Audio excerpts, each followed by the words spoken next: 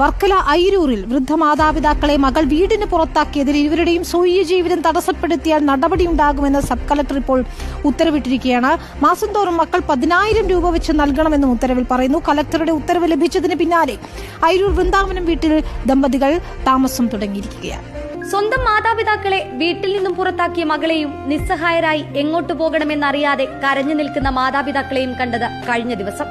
Police അടക്കം ഇടപെട്ടെങ്കിലും മകൾ വാതിൽ തുറന്നില്ല. വൃദ്ധ ദമ്പതികളുടെ ആശുപത്രി രേഖകളും മരുന്നുകളും ജനൽ വഴി പുറത്തേക്കിട്ടു. അച്ഛനെയും അമ്മയെയും ഏറ്റെടുക്കാൻ സമീപത്ത് താമസിക്കുന്ന മകനും തയ്യാറായില്ല. ഇരുവർക്കും 2 രാത്രികൾ അഭയമായത് മറ്റൊരു ബന്ധുവീട്. ഇന്ന് സബ് കളക്ടറുടെ ഉത്തരവിന്റെ പകർപ്പ് ലഭിച്ചതിന് പിന്നാലെ വീട്ടിൽ താമസം തുടങ്ങിയിരിക്കുകയാണ് വൃദ്ധ ദമ്പതികൾ. മക്കൾക്കുള്ള കർശന നിർദ്ദേശങ്ങളും സബ് കളക്ടറുടെ ഉത്തരവിൽ പറയുന്നു. മാതാപിതാക്കളുടെ സ്വൈര്യ ജീവിതത്തിന് തടസ്സം നിൽക്കരുത്. എല്ലാ മാസവും 10-ാം തീയതിക്ക് മുമ്പായി 3 മക്കളും ചേർന്ന് 10,000 രൂപ മാതാപിതാക്കളുടെ അക്കൌണ്ടിലിടണം. മരുന്ന്, ഭക്ഷണം, വസ്ത്രം എന്നിവയ്ക്ക് ചിലവാകുന്ന തുക മക്കൾ 3 പേരും തുല്യമായി നൽകി സംരക്ഷണം ഉറപ്പാക്കണം. അല്ലാത്തപക്ഷം നടപടിയുമായി മുന്നോട്ടു പോകുമെന്നും ഉത്തരവിലുണ്ട്.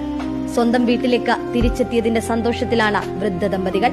സന്തോഷം അന്ന് തന്നെയായി. അത് കാത്തേറ്റി പോയതിന്റെ അന്ന് തന്നെ സന്തോഷപ്പെട്ടാണ് വന്നപ്പോഴാണ് ഈ പ്രശ്നം വന്നപ്പോൾ സംഘാതം കൂടി.